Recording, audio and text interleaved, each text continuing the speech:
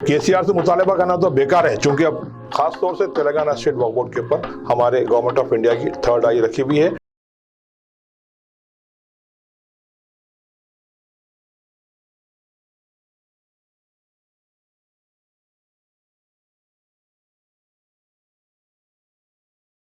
हमें खास मुलाकात में आपका फिर एक बार खैर मकदम करते हैं। आज हम आपके लिए हमारे मीर फिरासत अली बाकरी साहब को मदऊ किए हैं। वह आप जो है सीनियर सहाफ़ी हैं, तेलंगाना बीजेपी के सीनियर कायद हैं, साबिक़ा में तेलंगाना बीजेपी के स्पोक्स पर्सन भी रह चुके हैं, शिया कम्युनिटी में भी कायद माने जाते हैं। आइए हम उनका खैर मकदम करते हैं। सब आपके खास मुलाकात में आपका खैर मकदम करते हैं। मीर फिरासत अली बाकरी साहब से वक्फ बोर्ड के ताल्लुक से चंद सवालात करेंगे और आपको उससे दो चार करेंगे। सब हमारा पहला सवाल आपको हम आपके बढ़ते हैं सर, पहला सवाल करते हुए कि अब जो हालात वक्फ बोर्ड की हालत जार है उसके ऊपर आपकी क्या राय है सर? मैं शुरू यहाँ से करूँगा वाल साहब जी कि एक शेर है, बर्बादी गुलिस्तान के लिए काफ़ी था एक ही उल्लू, हर शाख पे उल्लू बैठा है, अंजाम गुलिस्तान क्या होगा। वक्फ बोर्ड की तबाही के लिए साबिक़ा 2 टर्म से और बलखुसूस टीआरएस की सरकार आने से आई, जब से वक्फ बोर्ड के इमलाक की जो तबाही हुई है और बिलखुसूस शिया प्रॉपर्टीज़ की जो तबाही हुई है, उसका बिल्कुल क्रिस्टल क्लियर इमेज आ रहा है। लास्ट 8 साल के अंदर कई प्रॉपर्टीज़, शिया बोल के नहीं बल्कि वक्फ प्रॉपर्टीज़ को जो तबाह करने के लिए केसीआर साहब का अपना मिशन है। तेलंगाना स्टेट के अंदर जो तेलंगाना स्टेट जो हिंदुस्तान का सबसे बड़ा स्टेट वक्फ बोर्ड, उसको जो उसके जायदाद को तबाह करने के लिए इनका जो मिशन है वो कामयाब होते आ रहा है, और वो हम उसको रोकने के लिए हम पूरी कोशिश करेंगे। जब हमारी भारतीय जनता पार्टी की तेलंगाना में सरकार बनेगी, हम इसको कमिश्नरेट के लिए भी रिक्वायरमेंट करेंगे, सेपरेट शिया वक्फ बोर्ड के लिए भी हम इसको रिकमेंड करेंगे। और यहाँ के जो हालात हो रहे हैं तेलंगाना स्टेट वक्फ बोर्ड के, हम time to time government of India को, मिनिस्ट्री ह्यूमैनिटी वेलफेयर को हम अपडेट देते आ रहे हैं। और हमारी गवर्नमेंट ऑफ इंडिया की जो थर्ड आई होती है, खास तौर से तेलंगाना स्टेट वक्फ बोर्ड के ऊपर हमारे गवर्नमेंट ऑफ इंडिया की थर्ड आई रखी हुई है, और इसके अंदर हम लगे हुए हैं कि उन्हें बर्बाद करना चाह रहे हैं, हम इसको सेफ गार्ड करना चाह रहे हैं प्रॉपर्टीज को, और इंशाल्लाह अगर अल्लाह की मर्जी है तो इसमें हम कामयाब होंगे। तो अभी जो तनाज़ा चल रहा है, रस्साकशी चल रही है चेयरमैन और सीईओ के दरमियान में, इसे कैसा देखते हैं? ये लोग ये चाह रहे हैं कि यहाँ पे किसी किस्म का बिल्कुल एक्यूरेट ऑफिसर,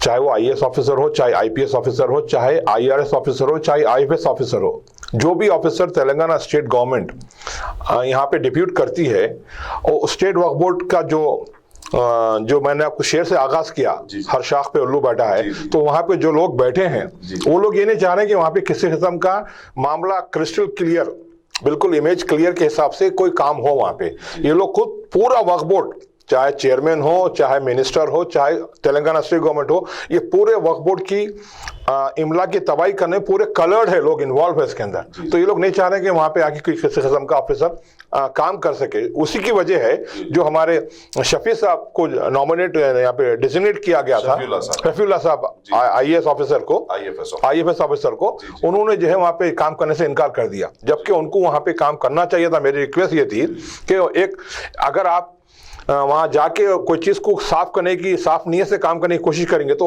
अल्लाह भी आपके साथ देता था और गवर्नमेंट भी आपके साथ देती थी, हम भी आपके साथ थे। अगर उन्होंने वहां से पीछे हटने की वजह क्या है, वहां के जो मामला थे, उन्होंने बोले कि दलदल में मैं कहां जाके फंस जाऊं। जी वो वजह से उन्होंने जो है अपना किराना कश कर लिए हैं उन्होंने, वरना जो है वो भी एक अच्छा सीनियर ऑफिसर है, चूंकि उन्होंने एजुकेशन के जो उनका सिस्टम था टिमरीज का, तेलंगाना माइनॉरिटी स्कूल्स का, बहुत अच्छा काम किया वहां पे उन्होंने। गवर्नमेंट ऑफ इंडिया से भी उनको फंड्स आए, मैं समझता हूँ मोर देन 300 करोड़ आए तेलंगाना के टिमरीज के लिए, और यूटिलाइज किए उन्होंने, पैसों को यूटिलाइज करके आवाम की बेहतरी के लिए काम किए, बिलखुसूस एजुकेशन के मामले में। और उसी तरीके से जो है आपके वक्फ बोर्ड के अंदर भी काम कर सकते थे उनको, बशर्ते कि लोग उनको कोऑपरेट करते। जी तो अब ये वक्फ बोर्ड आपकी राय में किस तरीके से जो है वक्फ बोर्ड की कारकर्दगी को ट्रांसपेरेंट बनाना चाहिए? भाई वक्फ बोर्ड के अंदर कारकर्दगी नहीं है तो उसको ट्रांसपेरेंट क्या बनाएंगे अपन? जी पूरा वक्फ बोर्ड जो है ठप पड़ा हुआ है, एक दूसरे की काट में लगे हुए हैं। अब देखिए, मैं आपकी छोटी सी मिसाल दूंगा, कोही इमाम ज़मीन का मामला अभी जो लास्ट मंथ दिसंबर में, जी हाल ही में 3 साल से तेलंगाना स्टेट वक्फ बोर्ड के एडवोकेट्स कोर्ट को अपीयर नहीं हो रहे, तो केस जीतेंगे क्या? जी आपका काम है, आप फाइनल एडवोकेट्स है, आपका काम है जब पेशी रही, अब छोटा सा कोई क्रिमिनल केस रहा तो आधा घंटा पहले जाके आप कोर्ट के सामने हाथ बनकर बैठते आप। इतनी बड़ी जायदाद का केस है, आपके कान पे जूने चढ़ रही हो, कोर्ट के डेट्स को आप जो है अवॉइड कर दे रहे हैं, जिसकी वजह से पार्टी एक्स पार्टी केस हो गया हो, करोड़ों रुपए की जायदाद है वो। और उसकी वजह यह है कि वहां पे शिया मेंबर है, शिया मेंबर की सबसे बड़ी जिम्मेदारी है कि भाई शिया जायदादों के ऊपर कौन से लीगल केसेस चल रहे हैं, उसके डेट्स क्या है। आपकी बोर्ड मीटिंग रही तो आप जो है अमामा खवा पहन के आप जो है अकेले ऑटो बैठ के चले जाते। जब आपके जायदादों को सेफगार्ड करना है तो आपको दिमाग में नहीं आता, आपके पास कोई चार्ट नहीं है बना हुआ कौन सी डेट पे कौन सा केस है, कौन सी डेट पे कौन से कोर्ट को जाना है। उसकी आपकी लापरवाही है, बोर्ड की लापरवाही है, मेंबर की लापरवाही है और सबकी एडवोकेट्स की लापरवाही, जिसकी वजह से कोर्ट जो है आपका केस जो है खत्म हो गया। जबकि शिया कम्युनिटी के लिए हिंदुस्तान के अंदर सबसे पहले वक्फ बोर्ड बना है 1941 में, शिया सेपरेट वक्फ बोर्ड उत्तर प्रदेश में। उसके बाद बना है 1962 में बिहार में सेपरेट शिया वक्फ बोर्ड बन गया। आंध्र प्रदेश में हम लोग भी कोशिश करें यहाँ पे, मैं समझता हूँ 1963 में हम लोग जो है सेपरेट शिया वक्फ बोर्ड के लिए रिक्वेस्ट किए थे और उसका जजमेंट आया हमारे पास 2001 में, सुप्रीम कोर्ट का जजमेंट आया कि शिया सेपरेट वक्फ बोर्ड बना दीजिए। मोर देन 15% प्रॉपर्टी शिया की है तो उनका प्रॉपर्टी अलग सेपरेट वक्फ बोर्ड बन सकता है, बना दीजिए आप। जब तो हमारी प्रॉपर्टी बहुत ही शिया प्रॉपर्टी, आप पूरे जो है उसको स्प्लिट कर दिया लोग, वक्फ रिकॉर्ड में शिया ऑब्लिक सुन्नी कर दिया, वो प्रॉपर्टी लामाला डिस्प्यूट हो गए, वो ना शिया में क्लेम कर रहे हैं उसको ना सुन्नी में क्लेम कर रहे हैं आप। उस हिसाब से जज वो सुप्रीम कोर्ट के जजमेंट को भी सुपरसाइड कर दिए, या गवर्नमेंट मैनेज हो गई, खत्म हो गया वो भी इशू। जी तो वक्फ बोर्ड एक ऑटोनोमस बॉडी है, मगर वक्तन फवक्तन देखा गया कि इसमें जो है स्टेट गवर्नमेंट अपना जो है टांग अड़ाते नजर आए। स्टेट गवर्नमेंट इसके अंदर इंटरफियर ही नहीं होना है साहब। जब इनको ऑटोनोमस दे दिए हैं आप पूरा काम इनके पे छोड़ देना, कमिश्नरेट बना दीजिए, पूरे पावर्स दीजिए उनको, सिक्योरिटी के पावर दीजिए, कहीं भी जाके कब्जा लेने के पावर दीजिए। अब जिस तरीके से चीफ मिनिस्टर ने जो है आपके रिकॉर्ड रूम को लॉक करके रखा हुआ, क्यों लॉक करके रखे भाई? उसके साथ साथ दरगाह हुसैन शाह वली का इशू है। चीफ मिनिस्टर साहब एक बात बोलते हैं, उसके बरक्स जो है महमूद अली साहब एक बात बोलते। लाइन कोल्स जो एक्वायर करी जमीन, उसके अंदर जो हुसैन शाह वली की रिमेनिंग जमीन बाकी थी, सीएम बोले कि हम उसको वक्फ बोर्ड के हवाले कर देंगे। महमूद अली उसको फिर हाउस में आके बोलते हैं कि नहीं वो रेवेन्यू की जमीन है, वक्फ बोर्ड की नहीं है। हाँ, ये तो आप लोगों का हाल है स्टेट गवर्नमेंट का। आपको बोलना था जो रेवेन्यू की है रेवेन्यू की है, जो वक्फ की है वक्फ की है। अल्लाह की जमीन पे जो है आप बदनीयती करके गलत बयानी से काम करके केस वो भी हार गया है आप लोगों का, लाइन कोल्स का भी। जी तो क्या आप शिया, आपके मेंबर होने के बावजूद क्या शिया कम्युनिटी को वक्फ बोर्ड चेयरमैन और चेयरमैन या बोर्ड मेंबर्स पे भरोसा है या नहीं है? नहीं है हमारा। देखिए शिया प्रॉपर्टीज की जो अभी आपको आपके सामने बताया ना गौस भाई, मैं बताया अभी आपको, जिस तरीके से शिया मेंबर का सेकंड टर्म है, जी सेकंड टर्म इसलिए है कि उनको अपने पॉलिटिकल जो उनके जो आगाया है उनको एंटरटेन करना है, उनको वक्फ प्रॉपर्टी को सेफगार्ड करना नहीं है उनको। उसी की वजह यह है कि आज कोहे इमाम जामीन हो या आपके अंबर सिटी के अंदर अंबरपेट की मस्जिद हो, हजरत अब्बास का आशुखाना हो, या और कई प्रॉपर्टीज हो, तबाही की राह पे जा रहे हो, बैठ के तमाशा देख रहे हैं हाथ बंद कर लेके। जी हाँ, सामने मिसाल है ना, सिटी के अंदर मिसाल है। आप रहते दारुशिफा में, अंबरपेट में आशुखाना खत्म हो गया, कोहे इमाम जामीन आपसे 20 किलोमीटर दूर है, कोर्ट कितनी दूर है आपका, सिटी सिविल कोर्ट घर से 1 किलोमीटर ज्यूरिडिक्शन पे है। आप क्या ना वक्त के फाइनल एडवोकेट जा रहे हैं, ना आपको एहसास है हमारी प्रॉपर्टी क्या हो रही बोल के। सब क्या हमारे फिरासत साहब आप समझते हैं कि वक्फ बोर्ड को कमिश्नरेट बनाने से वक्फ बोर्ड के जायदादों का तहफ्फुज़ होगा क्या? भाई गौस साहब, तेलंगाना में हो या आंध्र प्रदेश में हो, जो वक्फ प्रॉपर्टीज दूसरे मज़ाहब के, जिस तरीके से हिंदू में इंडोमेंट बोर्ड है, इंडोमेंट जिस तरीके से कमिश्नरेट है, उसी तरीके से कमिश्नरेट बनाइए।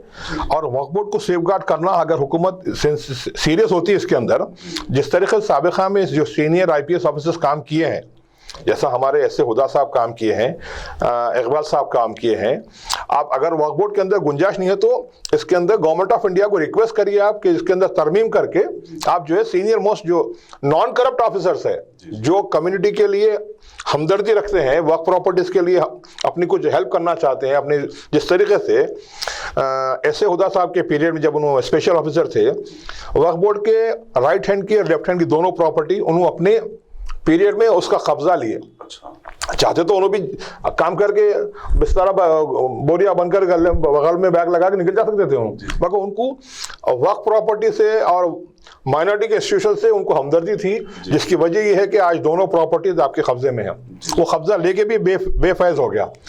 लेफ्ट हैंड की प्रॉपर्टी स्ट्रक्चर बना हुआ है, कोई यूज नहीं है, बनाइए किसी को दीजिए, उसके लिए क्या प्रॉब्लम है। कई माइनॉरिटीज के लोग अपने कुछ बिजनेस कर सकते हैं वहाँ पे, उससे आपको रेवेन्यू जनरेट होता। उसके अंदर भी कोई इमाम ज़मीन का पैसा लगा हुआ है।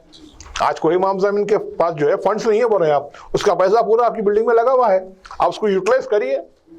कोई इमाम ज़मीन सेपरेट नहीं है मगर उसका हेड अलग है, मगर इंस्टीट्यूशन तो वक्फ को आमदनी तो वक्फ बोर्ड को होगी ना। आप चाहे दरगाह हुसैन शाह वली हो, चाहे दरगाह जहांगीरपीर हो, चाहे कोई इमाम ज़मीन हो, इदारे तो वक्फ बोर्ड के अंदर ही है ये। तो फिर सब ऐसे ही अगर अब रेवेन्यू की बात हो रही है तो मंशा वक्फ के हिसाब से जो है काफी प्रॉपर्टीज है जिसको डेवलप करके जो है कौम के लिए एक एसेट तैयार किया जाता है, आपका आपस फंड इसके तौर पर तैयार किया जा सकता।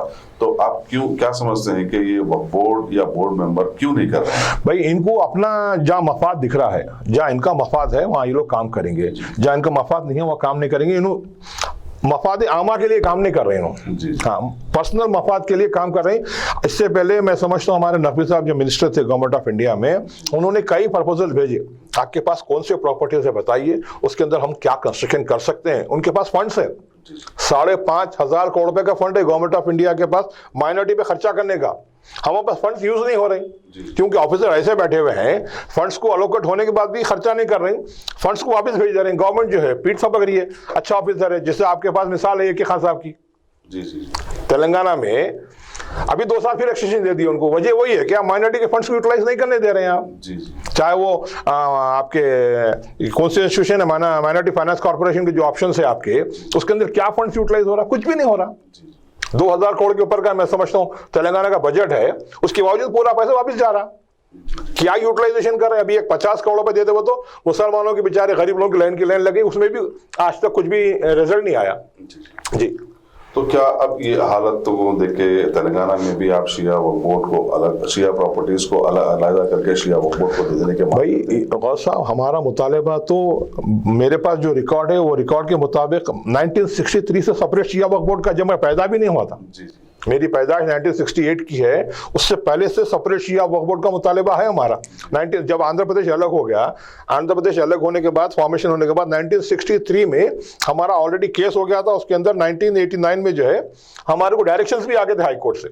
हाई कोर्ट से डायरेक्शन आने के बाद वक्फ बोर्ड उसमें इनप्लीट हो गया, सुप्रीम कोर्ट गए। सुप्रीम कोर्ट में 2001 में हमारे सेपरेट जजमेंट का, सेपरेट वक्फ बोर्ड का डायरेक्शंस आ गए हमारे। उसके बाद में नहीं बनाए लोग।